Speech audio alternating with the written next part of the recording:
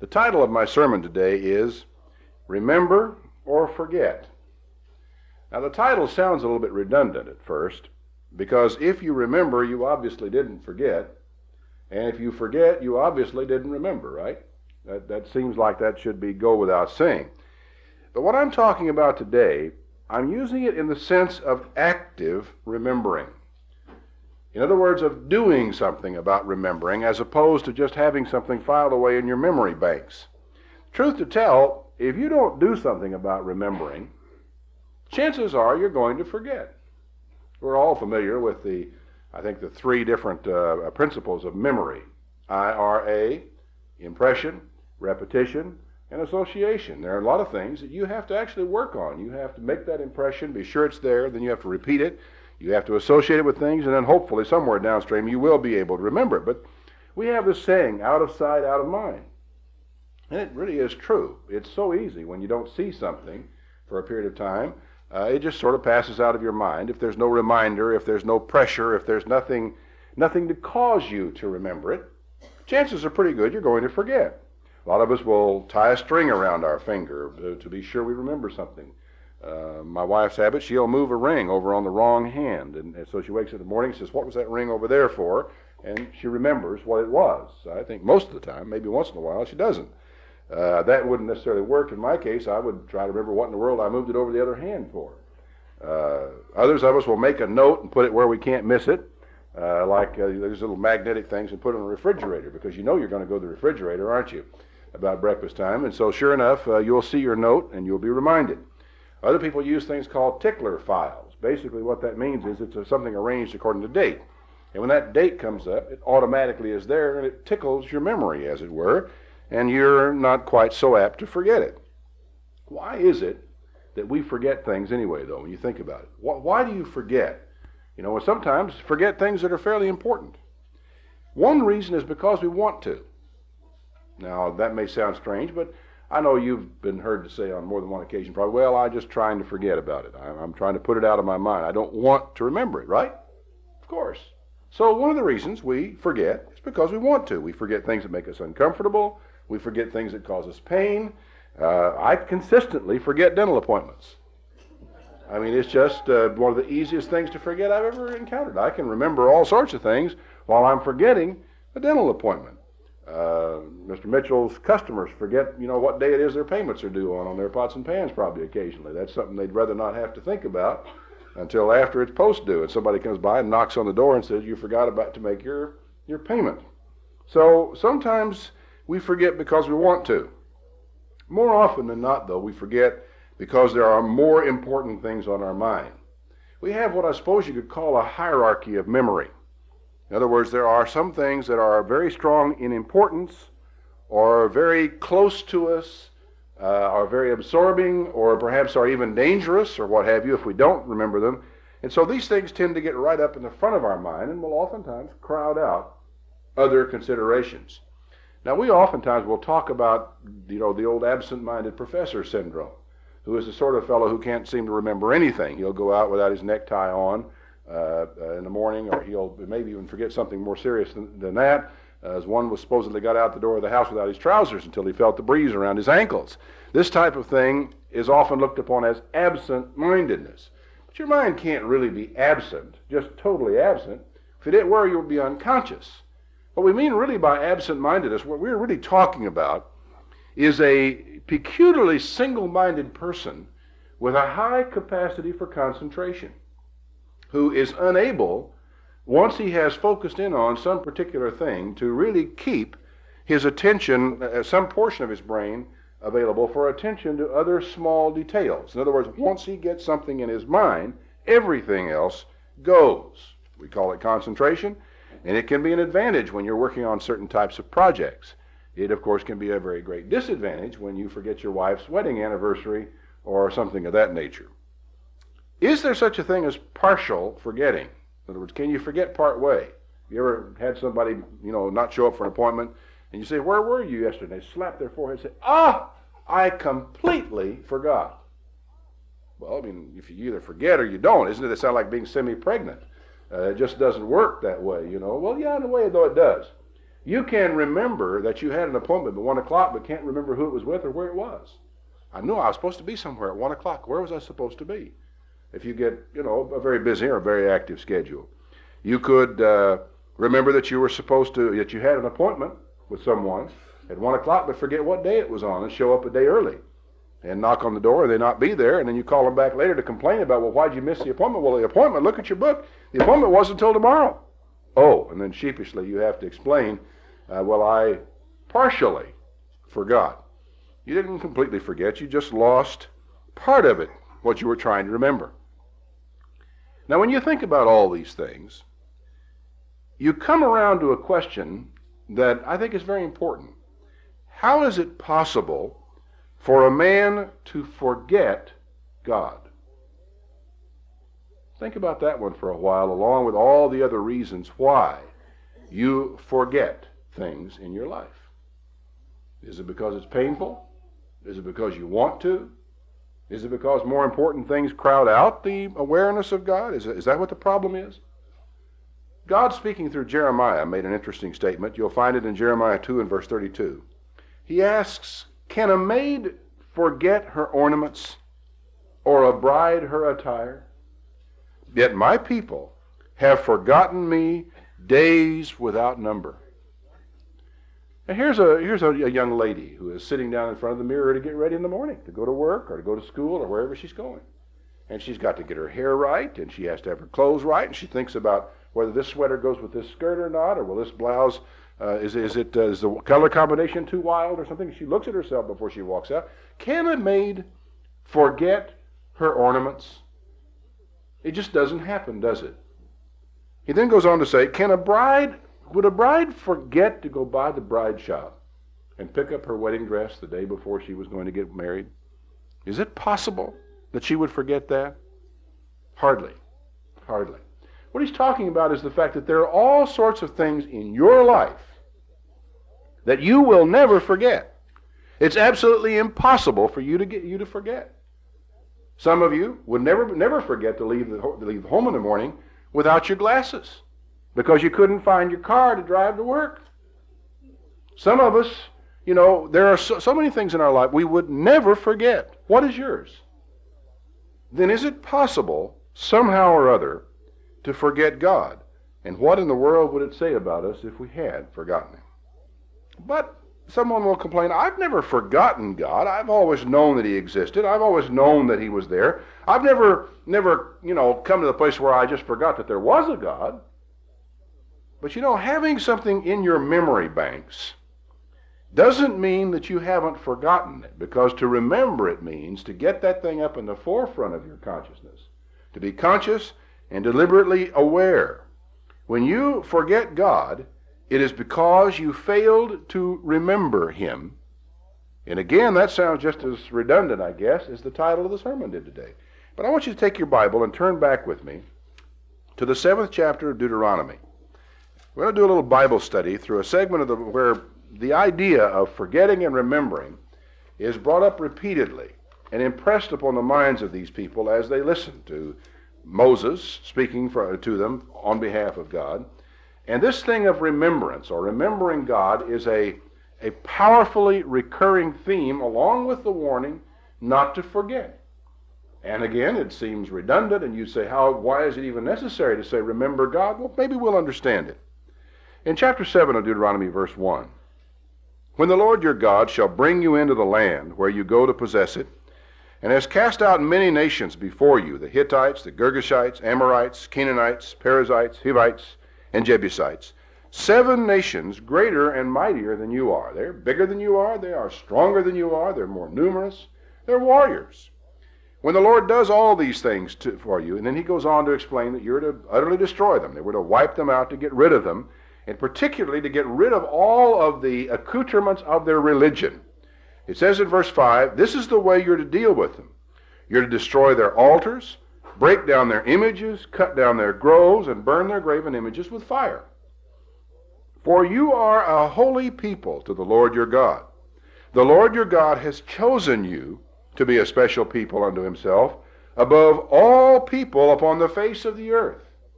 The Lord did not set his love upon you, nor choose you, because you are more in number than any people, for you were the fewest of all people. Now that's interesting. We know that when Israel came out of Egypt, there was a bunch of them. There were, 1.5 million of them when they actually came rolling out of Egypt under the direction of Moses? Now, that's not just a tiny, small group of people. Later in the 10th chapter, he will say, you went down into Egypt as about 70 persons, and you came out so numbered like the stars of the heaven for multitude. So now, at this point in time, he considers them as being quite numerous, doesn't he? What's he saying then when he says, you are few? He's casting back to the time when there were 70 of them. Excuse me. Notice, the Lord did not set his love upon you because you were more in number, but because you were the fewest. What followed the time when God set his love on Israel? Well, several generations of slavery. Did you ever think about that? You sort of get this image in your mind that, well, here they were down in Egypt, and they were in slavery, and they cried out to God, and God looked down there, and he felt sorry for them, and he set his love upon them, and then he brought them out once he'd set his love upon them. But the truth is, he set his love upon them before they were slaves, and generations of children were born in slavery after the time when God says he set his love upon them. That's kind of sobering when you think about that. For every human being who ever has lived, there come good times and there come bad times. For a person to live out his life and never see good times would be an evil thing indeed. But none of us, I think, would say that. We'll often hearken back to the good old days, and we remember days that were better than these today, and we look forward, hopefully, to times that will be better than these are now, and maybe in the process, forget to be grateful for the way things are right now, here and now today. But the truth is that there are good times and there are bad times that happen to us, and we spend a lot of our time, frankly, as Christians, as children of God, wondering about those bad times, struggling with why it is we go through periods of pain, asking ourselves, why did I have to suffer this loss? How could this happen to me if God loves me? And yet here is a group of people who suffered generations of slavery, people who were born in slavery, grew old in slavery, and died in slavery, upon whom God had set his love. That's a profound concept, if you can understand.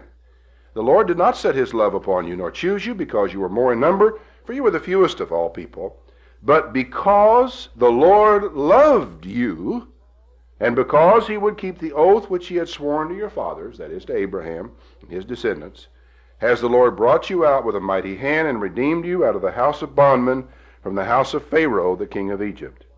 Know therefore that the Lord your God, he is God, the faithful God, which keeps covenant and mercy with them that love him and keep his commandments to 1,000 generations. And he repays them that hate him to their face, to destroy them. He will not be slack to him that hates him.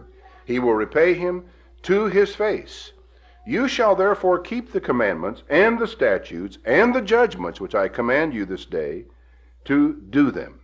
Wherefore it shall come to pass, if you listen to these judgments, and keep and do them, that the Lord shall keep unto you the covenant and the mercy which he swore to your fathers. Now, one thing you need to remember at this point in time, that the Apostle Paul in his letter to the Galatians clearly and definitely identifies the covenant that the Christian enjoys, the relationship of the Christian to the Father and to his Son Jesus Christ, with this precise covenant that God made with Abraham.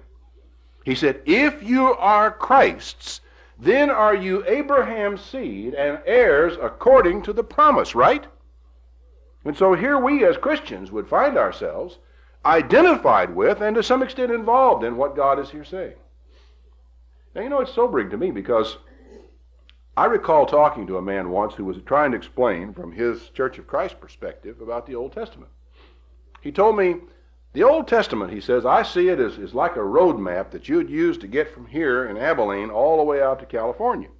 Now, when you get to California, you don't need that road map anymore. You don't throw it away, but you don't need it anymore.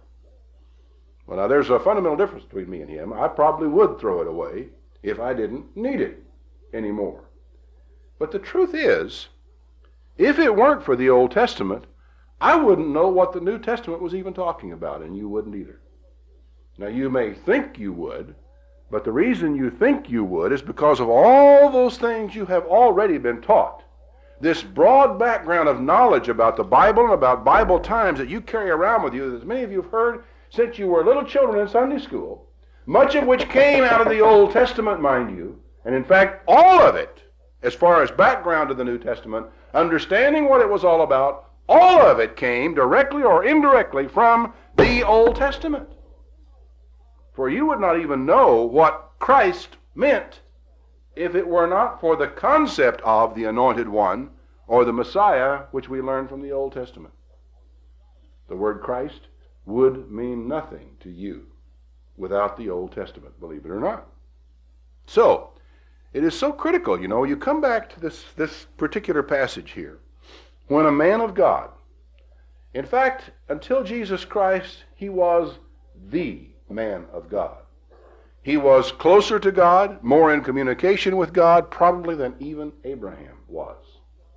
He actually had more words spoken to him by God than Abraham did. A man inspired of God who stands up before these people, whom God has chosen and selected and called out, and begins to speak to them in the name and by the authority of God, God's own words and instructions for them. And here we have being communicated the mind of God, the instructions of God, the way God reacts, and what he expects of men. Wouldn't it be good for us as Christians to know what he said? I certainly would think so. He says in verse 13, and he will love you. Why? If you keep yourself knowledgeable of his judgments. Now, what's a judgment? Well, a judgment is a situation where a dispute has arisen, or a sin has been committed, or some unusual act has taken place. Someone asks, is this contrary to the law of God? May I do this or may I not? What do we do in this kind of a circumstance? And it's presented to God, a reply is given, and we know how God's law then would apply to this particular situation. We know what God's judgment is regarding a matter. Now then, knowing that judgment, and then remembering that judgment, and using that judgment in our lives, results in God loving us, blessing us, multiplying us. He will also bless the fruit of your womb, the fruit of your land, your corn, your wine, your oil, the increase of your herd, the flocks of your sheep, in the land which he swore to your fathers to give you. You shall be blessed above all people. There shall not be male or female barren among you or among your cattle. The Lord will take away from you all sickness, and will put none of the evil diseases of Egypt, which you know, upon you, but will lay them upon all them that hate you. Now, does this mean that if you're sick, it's because you have violated this somehow? Yes and no. Yes, in the sense that all of us have broken God's law. All of us have gone contrary to his judgments, and so none of us could say, I am innocent, I don't deserve to suffer anything at all. But no, in the sense that what he is doing here is addressing this to a group of people, to a nation of people. And he says to the nation collectively, if you collectively will obey me and walk in my ways and keep my judgments, then to you as a nation I will do these things. And to whatever extent that we as a nation do not, then all of us in this nation suffer the effects of what us as a nation do. And so consequently, many of the evils and bad things that befall some of us are the results of the neglect of God and the forgetting of God of all of us. So that we don't have to look for a particular sin, or if we have one among us who suffers a disaster, it's not fair for us to point the finger at him and say, aha, he must have sinned, or this bad thing wouldn't have happened to him. That's ridiculous. As Jesus said, now those people upon whom the tower fell in Siloam, do you suppose they were worse sinners than all who dwelt in Jerusalem because that happened? Oh, I tell you, no. Except you repent, you shall all likewise in the same way perish. He then continues, you shall not be afraid, in verse 17, Well, I think verse 16 is where I am. You shall consume all the people which the Lord your God shall deliver you. Your eye shall not pity them. You're not to serve their gods. That they will be a snare to you if you do. If you shall say in your heart, these nations are more than I, how can I dispossess them? Don't be afraid of them. You shall well remember what the Lord your God did to Pharaoh and to all of Egypt. So you see, when you come into this problem, you come up against it and you're afraid and you're a little doubtful about what doing. He said, don't be afraid. You will do well to remember. And really one of the biggest problems we have is the failure to remember, the failure to acknowledge all the things that God has already done. It's funny how often someone who has actually experienced a major healing in their life in time past will, when they face a new crisis of sickness or disease or pain, find themselves afraid. Think about that for a minute. You have already experienced the power of God. You already know that he can heal you because not only that he can, but that he will because he's already done it in the past. Now, if that is the case, why are we still afraid? Do we not remember? Do we not forget? Have we lost our trust? What have we turned loose of that we suddenly find ourselves afraid? He goes on to say in verse 19, the great temptations which your eyes saw, the signs and the wonders in Egypt, by the mighty hand, the stretched out arm whereby the Lord your God brought you out, so shall the Lord your God do unto all the people of whom you are afraid. Moreover, the Lord your God will send a hornet among them until they that are left and hide themselves from you be destroyed. You shall not be afraid of them, for the Lord your God is among you, a mighty God and terrible, and the Lord your God will put out those nations from before you little by little, that you may not consume them at once, lest the beasts of the field increase upon you. In other words, it wasn't something to happen overnight. It was going to happen gradually, because if they threw them all out and they couldn't expand, then the land would go to pot. He said, but the Lord shall deliver them to you and destroy them with a mighty destruction until they be destroyed, but that might take a long time.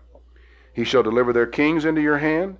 Verse 25, the graven images of their gods you're going to burn with fire. Verse 26, neither shall you bring an abomination into your house, lest you be cursed like it. But you shall utterly detest it, you shall utterly abhor it. It's an accursed thing. This was the clear instructions from God for them to keep themselves clean from other religious practices, their idols and so forth. Now verse chapter 8. All the commandments which I command you this day shall you observe to do, that you may live and multiply, and go in and possess the land which the Lord swore to your fathers. You shall remember all the way which the Lord your God led you these 40 years in the wilderness, to humble you, and to prove you, and to know what was in your heart, whether you would keep his commandments or not. Now, this in itself is rather an interesting statement. And we have recorded in the Pentateuch a pretty elaborate discussion of the events. Each of the rebellions of Israel is chronicled carefully for us with who it was who led it, and what the response was, and what the outcome of it was. The major occasions where Israel murmured against God and murmured against Moses and murmured against Aaron, all these things are all recorded in a book. And if we find ourselves going back periodically and reading them, every one of us renew the memory of what they did, of what they went through, and of the way that they walked in the wilderness for all these years.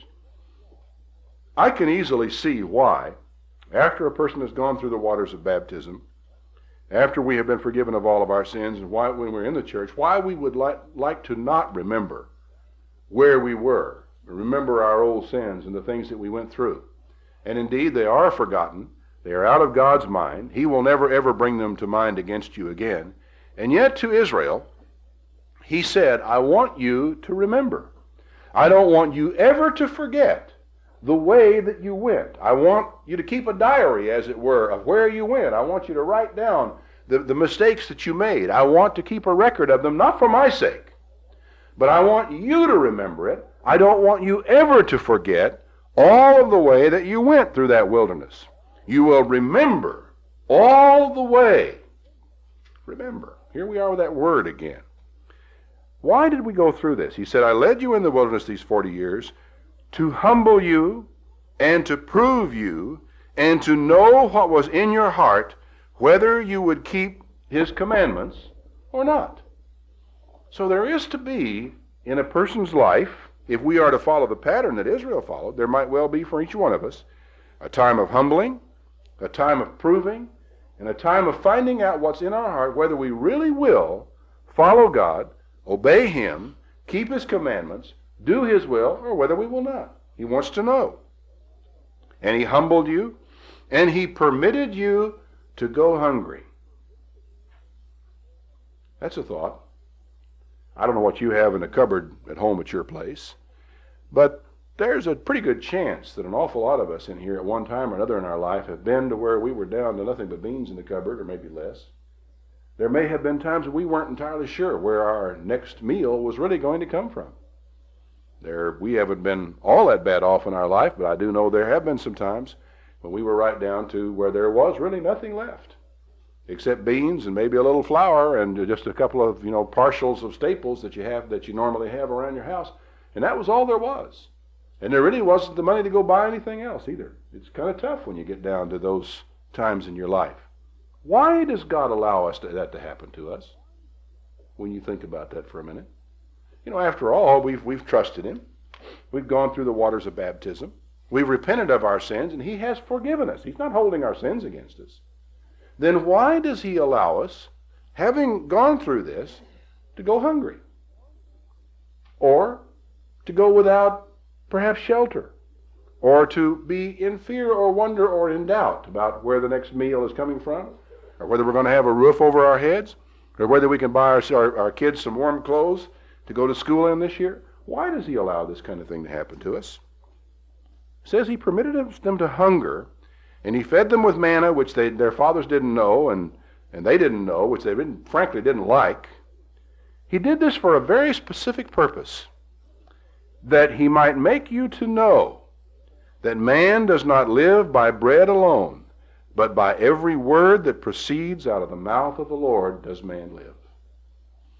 Now, is that an Old Testament concept only? You know better, don't you? You recall the time when Jesus had been fasting for 40 days and 40 nights, and the devil came to tempt Him? He said, look, if you're hungry, why don't you just command that these stones around here be turned into bread? I know you can do it. Just say the word, and there'll be bread all over the place, and you can eat, and you won't be hungry anymore. And Jesus said, it is written, man shall not live by bread alone, but by every word that proceeds out of the mouth of God. I think that's a pretty important scripture. And you stop to think about it. And the times when God has allowed you to want, whether He has allowed you to want food, or shelter, or clothing, or whatever else it is that you have been allowed to want. For in some cases, we have even been allowed to want company and fellowship. There are people who have had to actually serve God entirely on their own without anyone around them who shared their beliefs or was able to be encouraging to them. Why would that happen? Well, that God might make you to realize that you do not live by the fellowship of human beings alone, but that you live by your fellowship with Him. And so it may be that you learn that you do not shelter solely under the roof of a house, but that you shelter under the wings of the Almighty. That you do not clothe yourself solely with wool and with cotton, but that you clothe yourself with the righteousness of Jesus Christ. Why would He suffer you to want? That you might learn that man does not live by bread alone, but by every word that proceeds out of the mouth of God. So I think it's pretty good, don't you, that we go back to a place like Deuteronomy and read through here, because after all, these are the words of God. And we are to live by these words. We're actually to have that kind of strengthening food given to us. These are the words of God by which we live. Verse 4, your raiment waxed not old upon you, neither did your foot swell these 40 years. Why is that there? You realize that 40 years of wandering around out here in the wilderness, they were hungry and they had to do without, but their clothing did not rot and fall apart on them. It didn't wax old, it didn't wear out. And in fact, in that period of time, can you imagine all the distances that they walked, that their feet didn't swell? Now, there's some of us, we couldn't walk from here down to the Loop. We'd have to have our feet soaked tonight. They'd be all swollen up, might not be able to get our shoes on tomorrow morning. Much less walk, let's say, from here to Big Sandy or from here to Houston over a course of a few days or whatever. Their feet did not swell. Why was this? really what it says is that during all this period of time when I did allow you to hunger, I did not leave you without encouragement. The encouragement was subtle. You wouldn't have been aware day to day that your clothes weren't wearing out, would you? You wouldn't have necessarily noticed it. On each and every day, when you sat down at night, you may have looked at your feet and said, you know, I must be in better shape than I thought I did. My ankles aren't even swollen. You might not have noticed that for a while, but there would have come a day when you'd say, you know, I've been wearing this thing for a long time, and it has really held up well. It must have been a particularly good cut of wool. We can add all those things. But have you ever looked around your life recently to ask yourself, where is the equivalent of this in your life right now? Because the truth is that God will never, even when He is humbling you, even when He is allowing you to suffer hunger, even when He is laying these lessons and putting those lessons to you, He will never leave you without encouragement, but you may have to look for it. You may have to stop and think about it. Okay, where is it in my life that my clothes aren't, let's say, wearing out? What's the equivalent of my feet not swelling in my life? For it's there. I can promise you that if God is dealing with you at all, it's there. There will be some encouragement for you to hold on to during the darkest hours and the times when you're the absolute lowest, but you may not see it immediately or where you think it will be, or where you asked for it. You shall also consider in your heart that as a man chastens his son, so the Lord your God chastens you. Therefore you shall keep the commandments of the Lord your God, to walk in His ways and to fear Him. For the Lord your God brings you into a good land, in a land of brooks of water and fountains and depths that spring out of valleys and of hills, a land of wheat and barley and vines and fig trees and pomegranates, a land of oil, olive, and honey, a land wherein you shall eat bread without scarceness. You shall not lack anything in it, a land out of whose stones are iron, and out of whose hills you may dig brass. When you have eaten and are full, then you shall bless the Lord your God for the good land which He has given you. Why do we go through these things? You know, I have mentioned it before. I mentioned it here in passing. I won't go into detail. But I have often been struck in my lifetime and in my ministry how many times the greatest blessings that God has ever given me have been preceded by not very long by some of the most severe trials through which I've ever had to go as a Christian.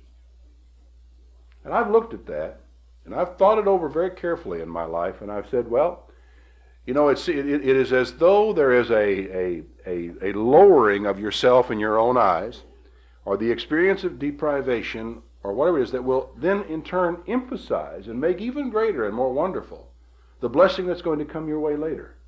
But perhaps even more, it is the humility that must be created before you can really fully enjoy the blessings.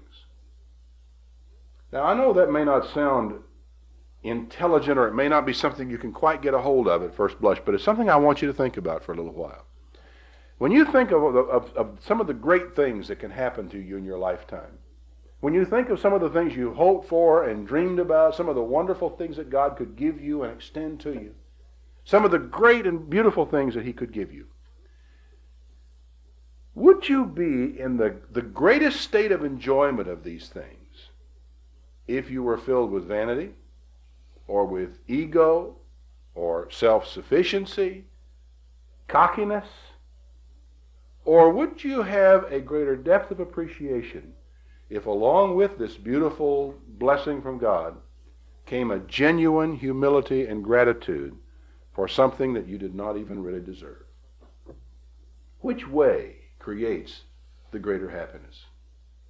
I won't attempt to answer that. I think each one of us will have to evaluate that and think a long time about it. But I suspect, knowing myself and evaluating myself, that there is a greater joy and a greater security that comes with the humility coupled with the blessing, rather than the ego and vanity coupled with the blessing. For there's something in every one of us when the vanity strikes and we feel all puffed up about something like that that creates, right along with the blessing, a fear that we may lose it. And that fear of the loss, it's really interesting to talk to people. It is very rare for a person to have a blessing, to have something really good happen to them, without having this, almost like a night sweats comes along later on, of wondering how long it's going to take for this to leave. It is, as we would say, too good to be true. Now, I could have said the first words and you could have completed the phrase, couldn't you? Because you all said it.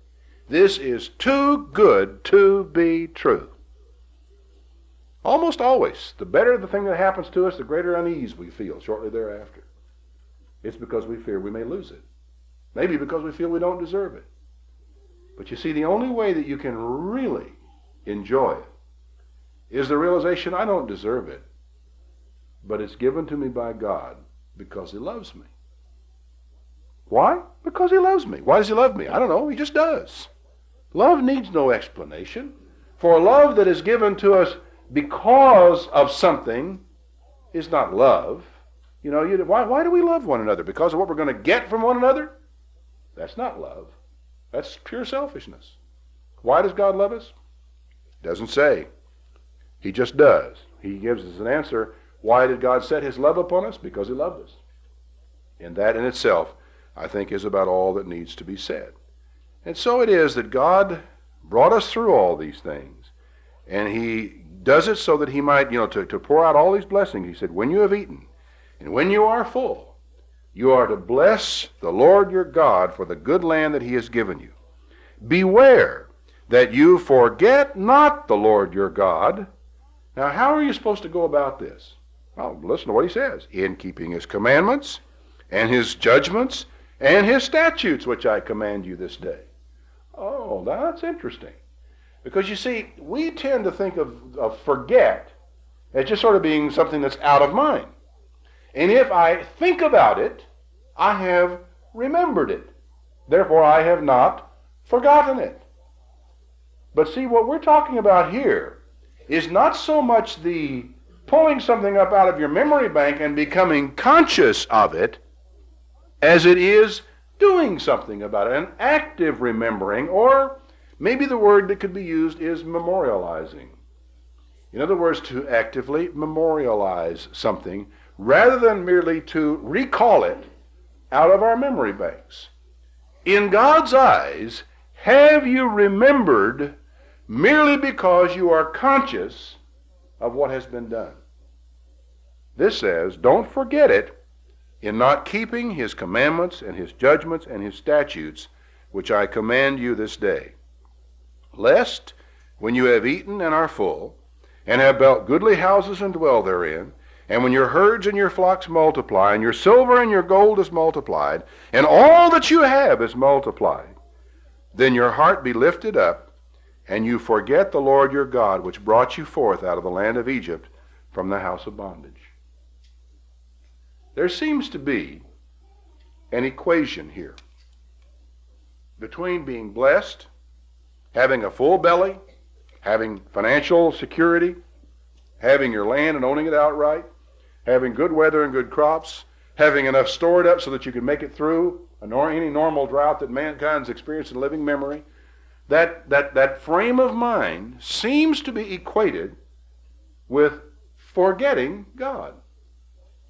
Now, I said earlier that all of us in our lifetime go through good times, we go through bad times. Commonly, when we're going through bad times, we spend a lot of time in prayer. We really want God to get us out of the situation that we're in. And not only do we spend time in prayer, we communicate with people that we think God listens to. And we ask them if they'd pray for us. I pray for a bunch of people every week in here.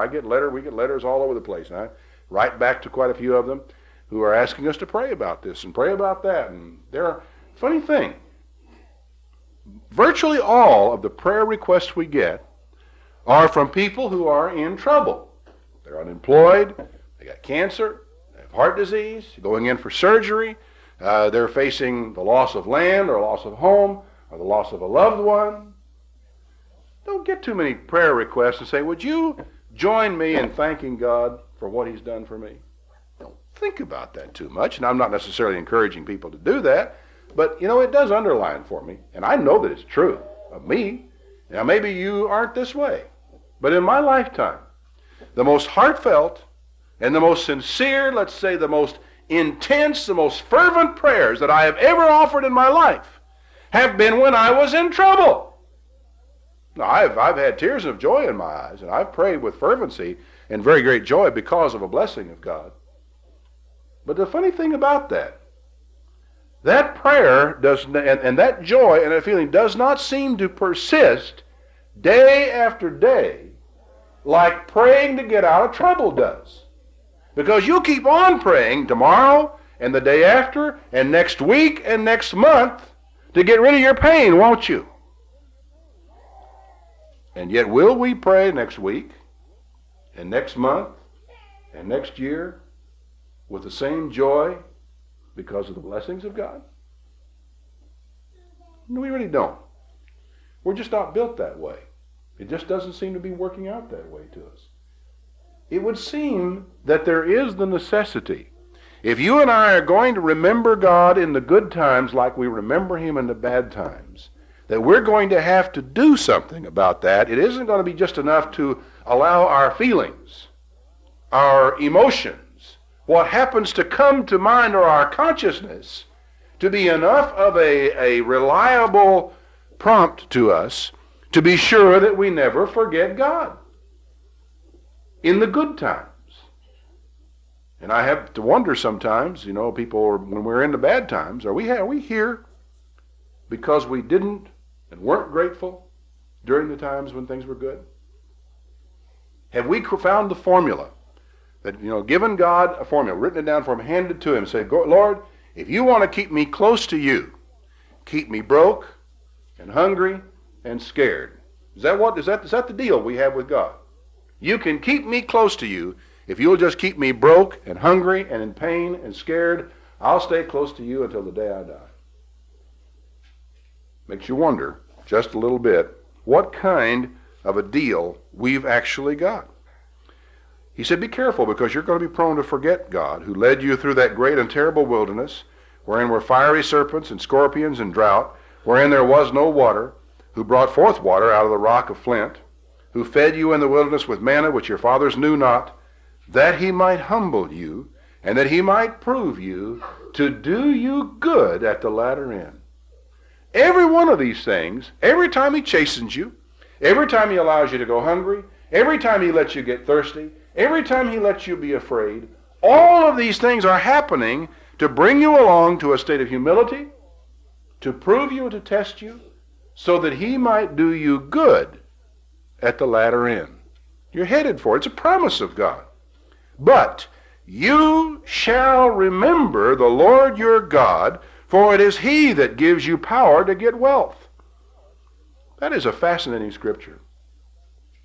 How do you do that? How do you remember that it's the Lord your God who gives you the power to get wealth? I mean, if you're getting any wealth, but you go to work and you go to a job and you do your job and they hand you a paycheck at the end of the week and you go put it in the bank and make your house payment. And over the past several years, if you've been buying a house, your house has gone up in value considerably more than you've actually put into it and more than the interest you've paid on the house too. You've actually been making money on that thing. All these things that happen to you when you go out and plant things and they come up out of the ground, all these things that God gives you the power to do. Many things he just gives you outright. Other things he gives you the power to do. Other things he gives you the knowledge to do. It says, remember this. Now, if I change the word to memorialize or actively remember, how do you do this? Because it's not, oh yeah, that's right, I remember. God, gave me the power to do these things. I have acknowledged it in my mind. I know it. Is that all there is to it? Or is there something that we ought to do about that? Well, I know one way you can remember the Lord your God, that it is he that gives you the power to get wealth. You can tithe. You can tithe. It does it right off the top of your head. You've remembered it. You've actually shown by what you do that you remember and make that acknowledgement.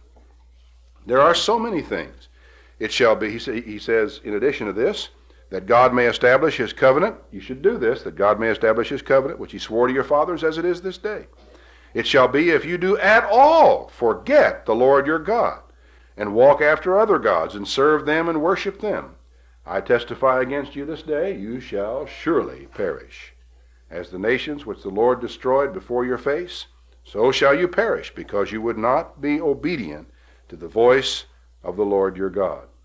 Hear, O Israel, you are to pass over Jordan this day to go in and possess nations greater and mightier than yourself, cities great and fenced up to heaven, a people great and tall, the children of the Anakim, whom you know, and of whom you have heard say, who can stand before the children of Anak?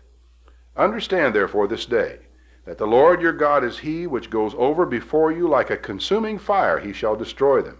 He shall bring them down before your face. So shall you drive them out and destroy them quickly, as the Lord has said unto you. Don't say in your heart, here's something, a good warning, don't say this, whatever you do, after the Lord your God has cast you them out from before you, saying, for my righteousness the Lord has brought me in to possess the land.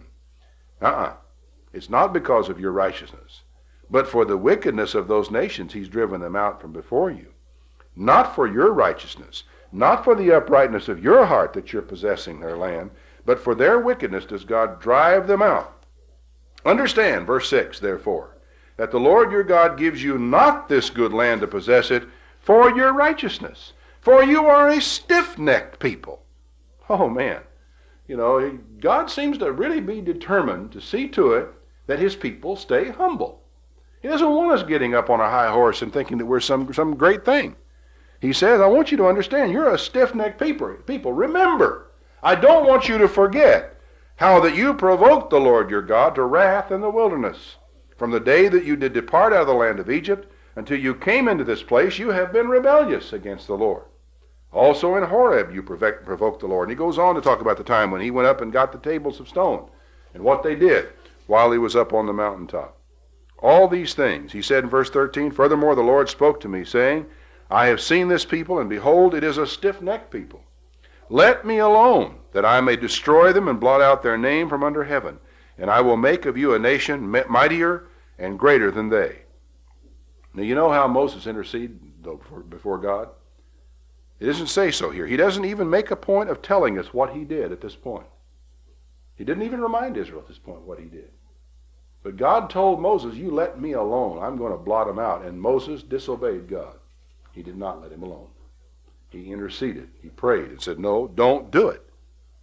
It is interesting to realize that. I wonder, do you have any idea how many times somebody else has interceded for you?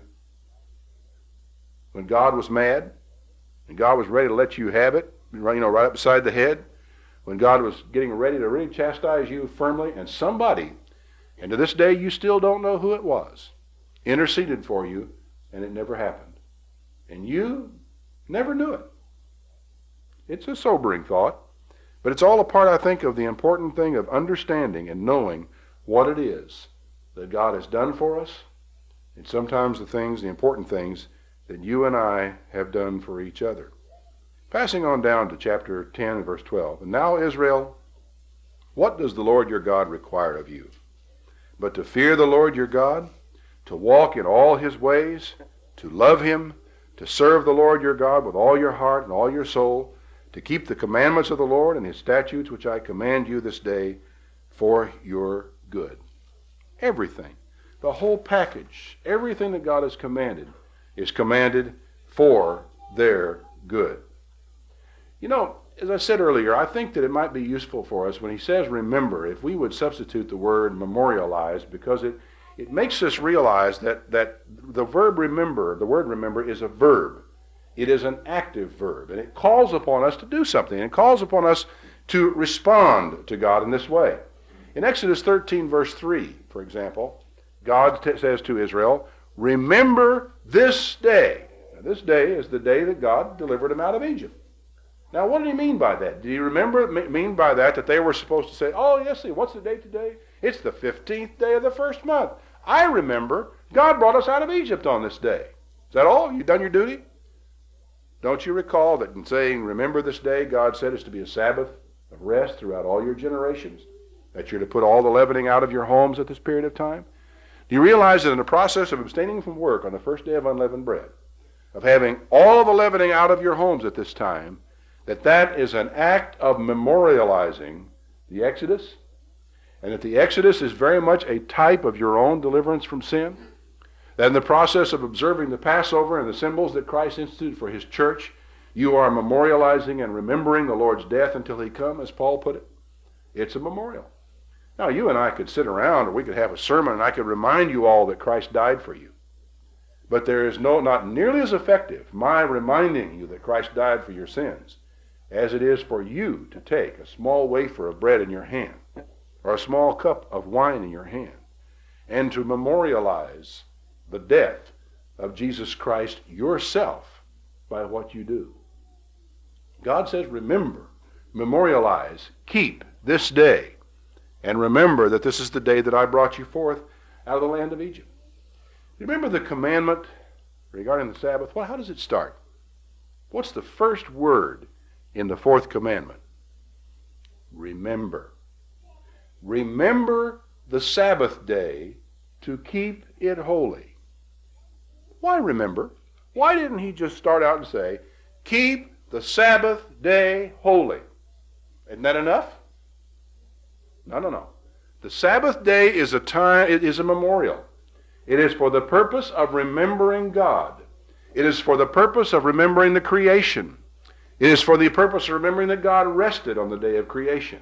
It memorializes also that ultimate rest that God is going to give to the world of the millennium and his kingdom, and how that he's going to reign and put down sin for 1,000 years. All these things are memorialized. But do you think that you and I would remember God adequately if the seventh day we were just to remember? We could do everything else we ever did. We can work on that day. We can go to a football game on Saturday. We can do anything and everything our little heart desires on Saturday, but we just got to remember that that was the day that God rested when he created the heavens and the earth, that we really would remember God? No, not really. Not really. We would find God slowly fading out of our thoughts and very important things about God slowly leaving us if we were not required by God, when that sun goes down on Friday night, to just stop, cease our work. And in the process of ceasing work, we remember the Sabbath day. We memorialize it. We actively remember it, and we keep it holy. You know, the Jews over the generations have formalized the beginning of the Sabbath. Many families, when the Sabbath begins, are all together. They make it a point of being together. They have the meal prepared. Everything is ready in their candles. And at the time of the going down of the sun, they take a match. They light their candles at the beginning of the Sabbath day, symbolizing the fact the sun has gone down. And here's the light in the house. And they have certain little formulas that they repeat. And the children say things, and father says things. And they make a major point of remembering the Sabbath, of memorializing and getting all of their attention focused on it, which I think is a beautiful thing. There are also even families, I think, in the Church of God I've heard about who make it a point, not that it's required of them, of formally beginning the Sabbath as a family. They get together and they light candles and try to make a point out of saying, hey, the day is over, the Sabbath has begun, let's remember God and let's rest in this day. Now, supposing that were your custom and you were all set now, we're going to have a memorial, we're going to have a little family, sort of a little service to begin the Sabbath day. And just before you start your service, you get a phone call. There's a friend of yours about 30 miles north of here. The sun's down. You know, it's very cold outside. The wind chill tonight, we're told, is going to be minus 15 degrees. And he said, my car is broken down, and I can't get anybody to come. Can you help me? What do you do at a moment like that? You blow out your candles. You go out and get in your car, and you go help your friend. It's just as Jesus said, which of you having an ox or an ass in a ditch would not go and pull him out on the Sabbath? He said, how much more then should you help somebody that's in trouble? Or should you take care of the sick on a Sabbath day? Because you see, even in the exception, you are memorializing the Sabbath. Because you are focusing in on the fact that this is an exception. This is not what I do every Sabbath.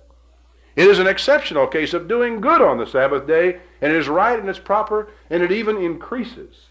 The exception to do good on the Sabbath day can increase your intensity in the observance and the worship of the Sabbath and the appreciation of what that day really means to yourself and to God's people. These are times of remembering, important times, I think, for all of us.